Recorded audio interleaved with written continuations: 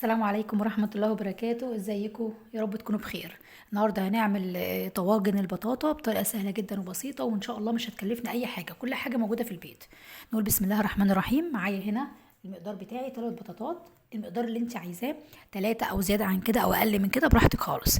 معايا 2 بيضة، معايا كوباية لبن، مش هاخدها كلها على حسب الاحتياج منها، ومعايا هنا كوباية سكر خشن، معايا ورقة فانيليا، واخد من هنا بيكنج باودر معلقة واحدة، ومن النشا المقدار برضو اللي يناسب المقدار بتاع البطاطا. تمام، نبدأ مع بعض. نقول بسم الله الرحمن الرحيم. اول حاجة هعملها ان انا هقشر القشرة بتاعة البطاطا بالشكل ده. هي سهلة خالص اهي، بتطلع معايا بكل سهولة بالطريقة دي. مغذية جدا ومفيدة، وطعمها مفيش احلى من كده.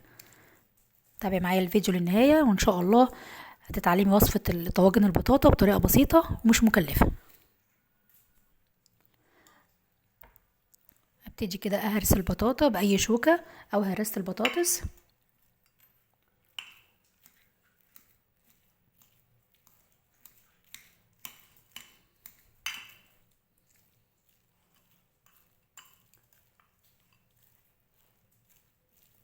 بطاطا مالية السوق اليومين دول، طعمها حلو جدا، كلها قيمة غذائية بالشكل ده. اهرسيها تماما، ما تخليش فيها اي قطع. انا هنا نسيت مكون السمنة او الزبدة. بسم الله الرحمن الرحيم. ابتدي اضيف معلقة كده كبيرة من السمنة اهو يا بنات. يفضل الزبدة يكون طعمها حلو قوي، نكهتها جميلة. وابتدي اجيب بيضة. بسم الله الرحمن الرحيم. كله ده على مقدار البطاطا. هنا بس هغير البولة. بسم الله. لقيت عندي بطاطاية كده في التلاجة زيادة، برضو هضيفها عليهم. اجيب بس حاجة واسعة كده عشان اقدر اقلب بقية المقادير مع البطاطا اهي. يبقى احنا ضفنا كده معلقة سمنة او معلقة زبدة كبيرة وبضاية، وابتدي اقلب الكلام ده مع بعضه.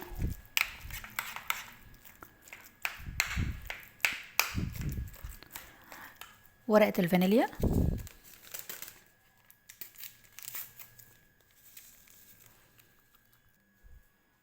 كوباية السكر، مش هاخدها كلها، هاخد منها النص. بسم الله الرحمن الرحيم. وهقولك نص كوباية السكر التانية هستخدمها في ايه. اقلب بس مقدار كده البطاطا والبضاية ورقة الفانيليا ومعلقة السمنة.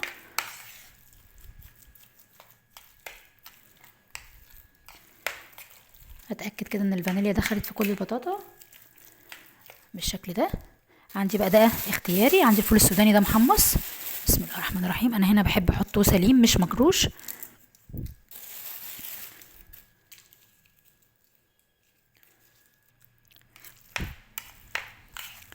بالشكل ده. عندك هوزان ضيفي، عندك زبيب ضيفي، اي نوع من انواع المكسرات. طبعا البضايه اللي احنا حطيناها دي فايدتها ان هي تنفش لي البطاطا. تمام كده. وكمان هاخد هنا معلقه بيكنج باودر، هتساعد على ان البطاطا بتاعتي تزيد زيها زي الكيكه كده. بسم الله الرحمن الرحيم. مقدار معلقه. تمام كده. وابتدي اقلب واقلب كويس جدا.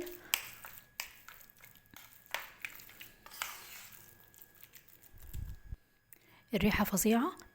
وابتدي اضيف مقدار من اللبن، مش كل الشوب طبعا. بسم الله. انا عندي هنا اللبن دسم شويه. بسم الله الرحمن الرحيم اهو. واقلب بالشوكه احسن عشان اضمن ان كله يتداخل مع بعضه.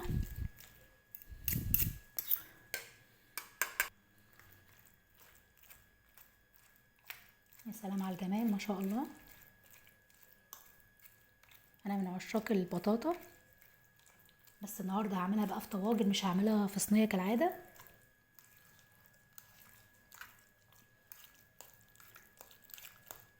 شايفين قد ايه طريه؟ هو ده المطلوب، زيها زي العجينه كده شويه. بصوا الجمال، ما شاء الله.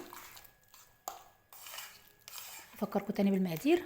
بطاطا مسلوقه وهرستها، ضفت عليها بضايه، ضفت عليها معلقه زبده، معلقه كبيره ورقه فانيليا، مقدار لبن لحد ما تلف معاكي بالطريقه دي.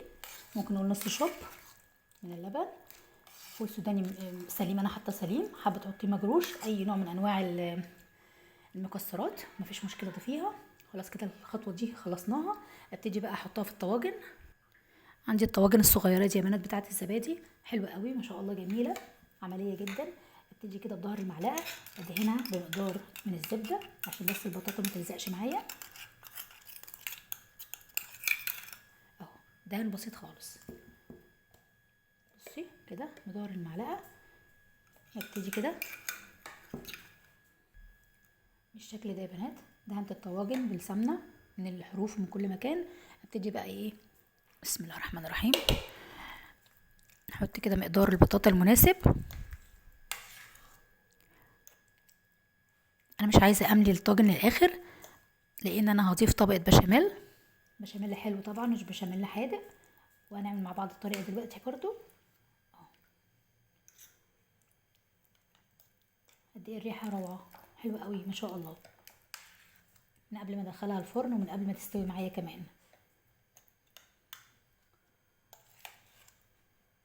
شايفين المقدار البطاطا عمل لنا 4 طواجن، وممكن كمان يعمل لنا 5. هنشوف دلوقتي الكميه كده، كل واحد بالطاجن بتاعه. حاجه كده جميله، ولا تقطعي بقى في صواني ولا حاجه، ما شاء الله. نمسح بس كده الحروف. اجيب طاجن كمان اسوي كده البطاطا في الطاجن.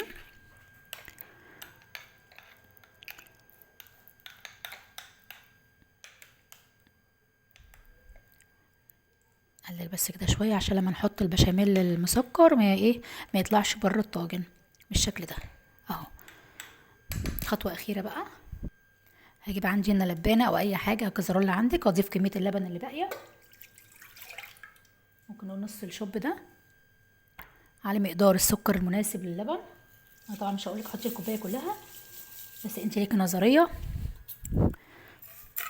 واقلب الكلام ده مع بعضه.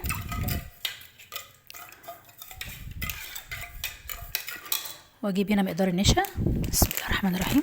ممكن نقول مقدار معلقه على كميه اللبن دي، حلو قوي كده. واقلبه وارفعه على النار لحد ما يتقل معايا. انا مش عايزاه يتقل جامد، وهوريهولك دلوقتي السمك اللي انا عايزاه. واخر خطوه بقى هنجيب كده الطواجن بتاعتنا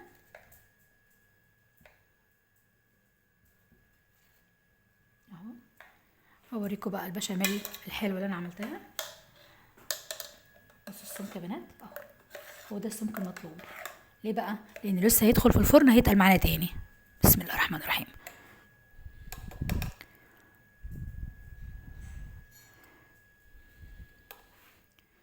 طريقه بقى فظيعه جدا، طريقه امي الله يرحمها. كنا بنحب البطاطا دي منها، صينيه البطاطا بتعملها بنفس الطريقه، جربيها مش هتندمي بجد. رائعه وخفيفه جدا جدا وكلها قيمه غذائيه اهو. هوزع المقدار كله على الطواجن بالشكل ده اهو يا بنات. خلاص كده دي اخر خطوه هعملها، ان انا اجيب البيضه التانية. ابتدي اضربها كده في الكوبايه. هي دي بقى اللي هتديلي الوش البراون كده اللي هيبقى تحفه يفتح النفس. اضربها بس عشان الازعاج، واوزعها بقى بسم الله كده، مقدار مناسب على كل طاجن اهو. بصي بقى الجمال ده بقى اللي هيديك الوش البراون اللي هيفتح النفس اهو بالشكل ده كده. كمان اهو بقيه الطواجن كده، واخر واحد بس كده اهو. وادخله الفرن، واول ما يخرج هوريهولك.